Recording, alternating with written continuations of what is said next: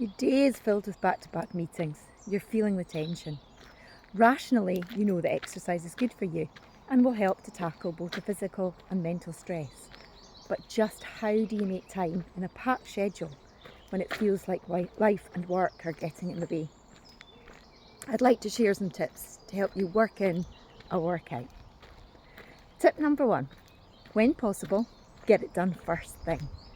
Your willpower is stronger first thing in the morning after you've slept. You'll be less likely to talk yourself out of it, especially if you set out your workout clothes the night before. It might mean setting the alarm half an hour earlier, but the time invested will give you increased focus and problem-solving ability for the morning ahead. You'll be able to blast through your to-do list that bit easier. Tip number 2, keep it simple.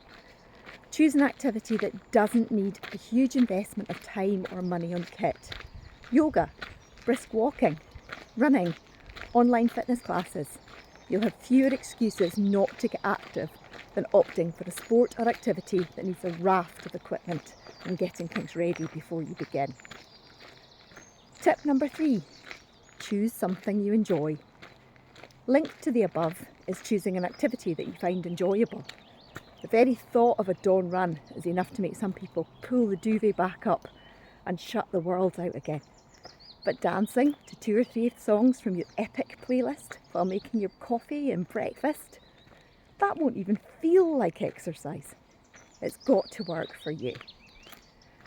Tip number 4, do something rather than nothing. Yeah, we all have those days when 30 minutes is hard to find. But don't break what will quickly become a great habit just because you don't have time one day. Do 10 squats, run for 5 minutes, do 1 yoga pose, do something rather than nothing. It reminds you and your muscles that you are someone who exercises. And tip number 5, get an accountability buddy. When you commit to exercising with someone else, virtually or in person, you're much more likely to show up physically and mentally. You'll be less inclined to half-ass your workout, or worse, not do it at all.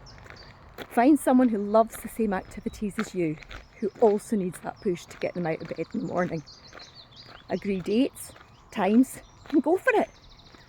Hold each other to a forfeit if either one doesn't show. For example, for every no-show, you need to make a donation to a cause that you really dislike. Most of us feel more negative emotion at the thought of losing money than positive emotion at the prospect of finding it. So if this forfeit works for you, something you can add in to your accountability. I hope that helps. Good luck finding some time.